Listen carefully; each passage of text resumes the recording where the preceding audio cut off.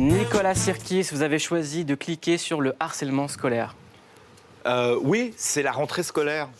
Donc, c'était la rentrée lundi. Et mardi, j'ai pris mon téléphone, j'ai reçu ça sur mon Instagram. On peut m'envoyer des messages. Hein. Alors, ma fille fait sa rentrée en 6e et affiche sa couleur. Malheureusement, dès ce premier jour, on l'embête parce qu'elle a les cheveux très très courts. Et pour son look, plusieurs élèves, donc on parle de 6e, hein, refusant de l'entendre car elle explique qu'elle est une fille. Et même un camarade âgé de 11 ans lui a dit « fais-moi voir ta bite ». Donc voilà. Donc, alors, par contre, ce qui est bien, j'ai oublié de le dire, c'est que l'établissement, la direction de l'établissement avertit, prend les choses très au sérieux, les fautifs, etc. seront convoqués demain. Donc ça veut dire que de toute façon, il y a une prise de conscience. Mais voilà, à 11 ans, ça commence là, ça commence dès la rentrée scolaire, dès les premières heures. Le harcèlement scolaire est quelque chose d'épouvantable parce que c'est la meute contre une personne. Et le jour de la rentrée n'est pas forcément joyeux. Hein. Vous avez fait un clip d'ailleurs d'une violence rare. Hein, oui, enfin d'une violence rare, d'une violence efficace. Parce qu'il fallait démontrer qu'il fallait faire prendre conscience aux gens que c'était quelque chose qui restait à vie gravé. Et avec Xavier Dolan, quand on l'avait fait, effectivement, enfin, c'est parce que lui, il a fait partie de la meute à un moment donné d'harceler quelqu'un. Moi, j'ai pas été ni harcelé à ce niveau-là, mais c'est vrai qu'on était des Français venant de Belgique, arrivés en banlieue, on était déjà un petit peu spéciaux.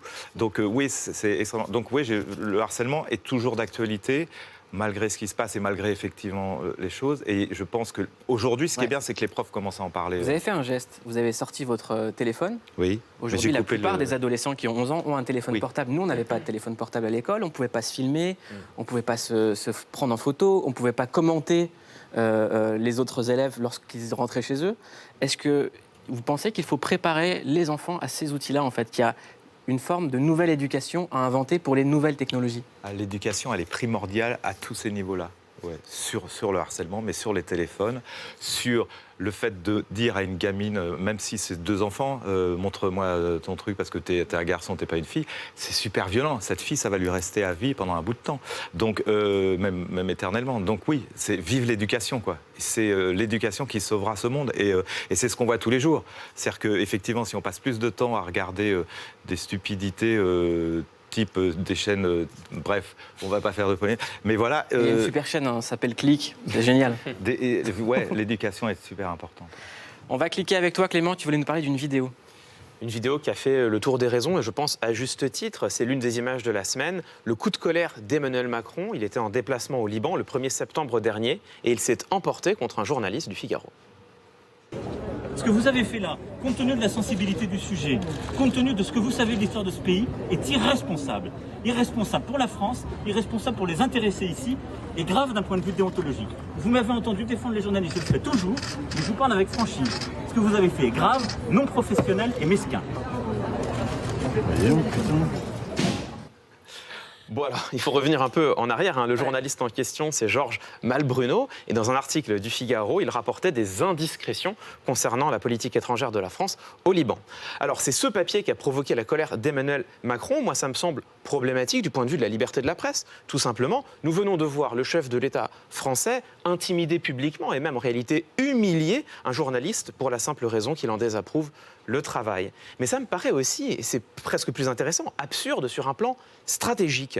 Parce que avant cette affaire, l'article en question était passé relativement inaperçu.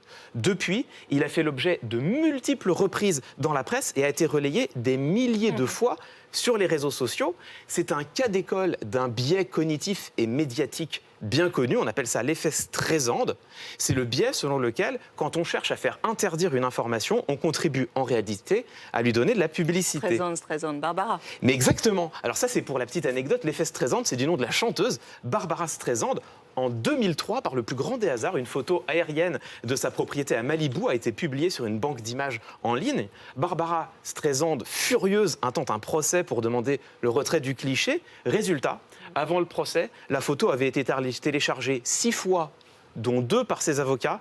Dans le mois qui suit le dépôt de plainte, elle a été téléchargée plusieurs centaines de milliers de fois. Ici, c'est exactement la même chose pour Emmanuel Macron. Moralité, autant éviter de faire pression sur la presse. C'est idiot en termes de stratégie et douloureux pour notre démocratie. En tout cas, on embrasse Monsieur Malbruno et le Figaro. Catherine, vous voulez nous parler d'une vidéo? Je sais, Nicolas, je sais depuis peu que vous auriez aimé être danseur. Oui, depuis peu. Je me suis dévoilé il y a quelques jours. Oui, c'est Effectivement, j'adore. Oui, un Mais danseur. danseur classique. Classique contemporain, fait de la danse, oui. Enfin, pas c'est ça. danseur Oui. à la Pas hip-hop, coupole. quoi. Oui, non, pas, enfin, hip-hop, pourquoi pas. Il y a des très bons danseurs, hein, mais enfin danseur, oui. D'accord. Oui, Voilà. pas danseur de salon. Alors C'est moi, ça. je vais vous raconter l'histoire d'Anthony. Anthony, il a 11 ans. Il vit à Lagos, au Nigeria. Et c'est un petit gamin des rues, voilà. Il adore la magnifique. danse. Il a, à la manière du danseur étoile Nourieff, il voudrait être ça. Alors il a la passion vraiment pour la danse. Alors là, on le voit sous la pluie battante. Il est dans une cour, la cour de la maison de ses parents. Et il a posté en fait sur Instagram là ces images en esquissant comme ça des entrechats, il saute, des pointes qui fait pieds nus. Alors ça, essayer de le faire, c'est vraiment pas confortable.